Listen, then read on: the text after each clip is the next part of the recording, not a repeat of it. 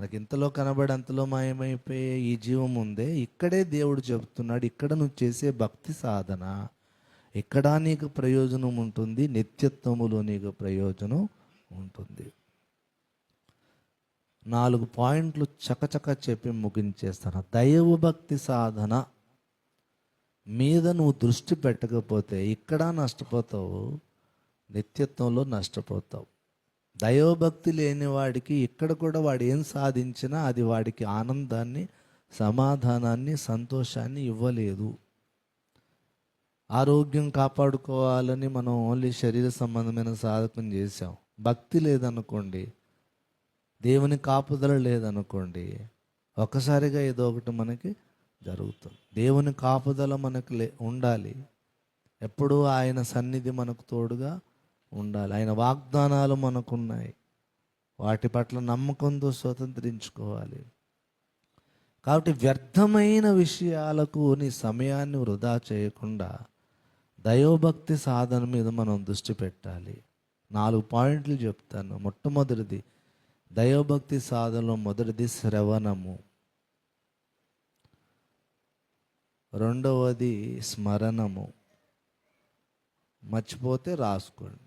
దైవభక్తి సాధనలో మొదటిది శ్రవణము, రెండవది స్మరణము, మూడవది నివేదనము, నాలుగవది నైవేద్యము. భక్తి సూత్రాలు అన్ని మతాలకి సమానంగానే ఉంటాయి. మొట్టమొదటి శ్రవణము అంటే ఏ వ్యక్తి పట్ల నువ్వు భక్తి కలిగి ఉండాలని ప్రయత్నం చేస్తున్నావో ఆయనకు సంబంధించిన విషయాలను వినడానికి నువ్వు ఎప్పుడు నీ చెవి దానికే ఇవ్వాలి.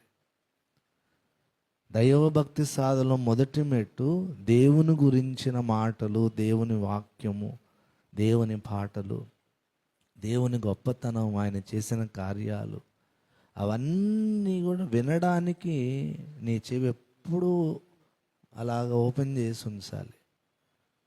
దైవజనుడు వాక్యం వింటూ ఉండాలి, సరిపోదు, ఇంకా ఆన్లైన్లో వాక్యం వినాలి, బైబిల్ వినాలి, పాటలు వినాలి. విని విని విని విని విని వినడానికి, దేవుని గూర్చిన మాటలు వినడానికి నీవు అడిక్ట్ అయిపోవాలన్నమాట.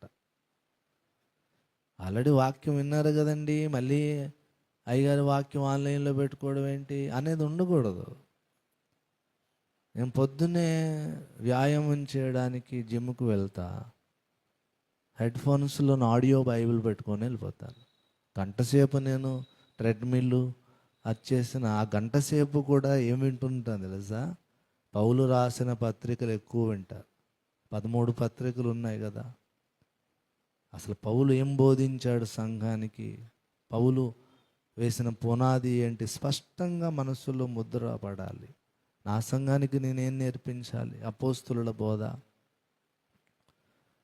1 గంటన్నర అలాగ వాక్యం నా చెవుల్లో నుండి మనస్సులోనికి ప్రవహిస్తూనే ఉంటుంది. వేరే వేరే విషయాలు మాట్లాడినా మీకు రహస్యం చెప్పనా, నా లోపల వేరే పిక్చర్ రన్ అవుతూ ఉంటుంది.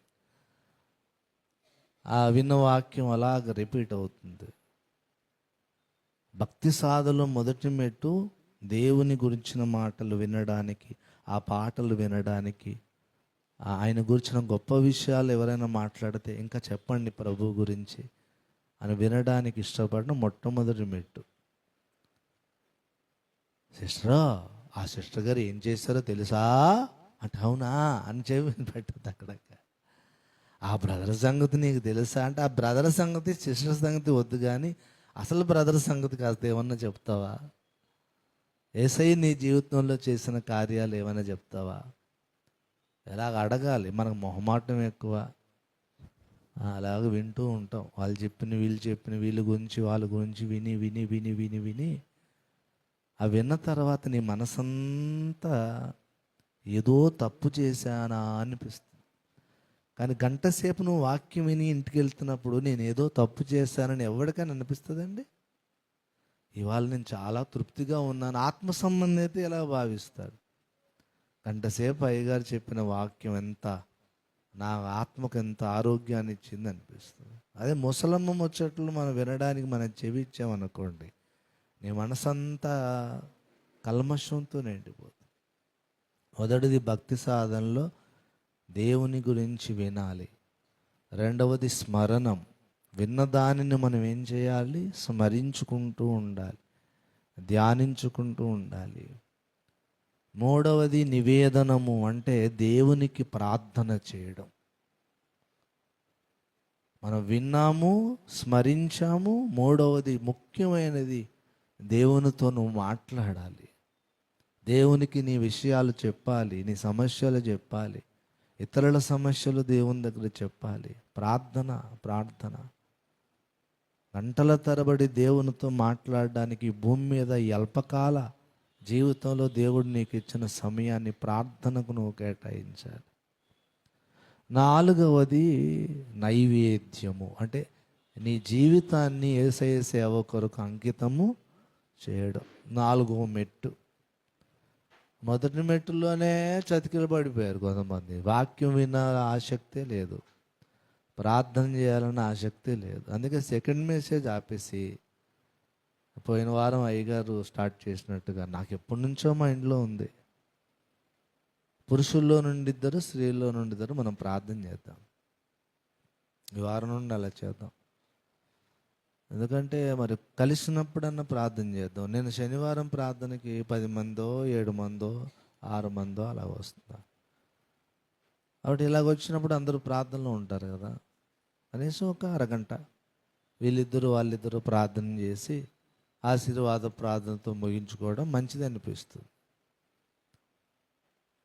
భక్తి సాధనలో మూడవది నివేదనము, నాలుగవది ఏంటి? నైవేద్యము, అనగా దేవునికి మనము సమర్పణ చేయడం. విన్నాము, స్మరించాము, ఆయనకు ప్రార్థన చేశాము. నేనేమి దేవుని సేవ కొరకు ఉపయోగపడతా, నేనేం చెల్లించగలను అని మనల్ని మనము దేవునికి సమర్పించుకోవడం. ఈ భక్తి ఎంత ప్రయోజనకరం అంటే, ఇప్పటి జీవం విషయంలోనూ భక్తి సాధనలో ఉన్నవాడిని సాతాను అంత తొందరగా డాష్ కొట్టలేడు. వాడు ఈ భక్తి వాడికి ధైర్యం పుట్టిస్తుంది, వాడిని కాపాడుతుంది, వాడిని బలపరుస్తుంది, సమస్యలను ఎదుర్కొనే శక్తినిస్తుంది. దేనికి భయపడడు. దేవుడు నాకు తోడుగా ఉంటే ఈ సమస్య నన్నేం చేయగలదు. నేను నిరంతరము దేవుని గురించి ఆలోచిస్తున్నాను, దేవుని మాటలు వింటున్నాను, దేవునికి ప్రార్థన చేస్తున్నాను. వానికి రెండు జీవం విషయంలో కూడా ప్రయోజనకరం.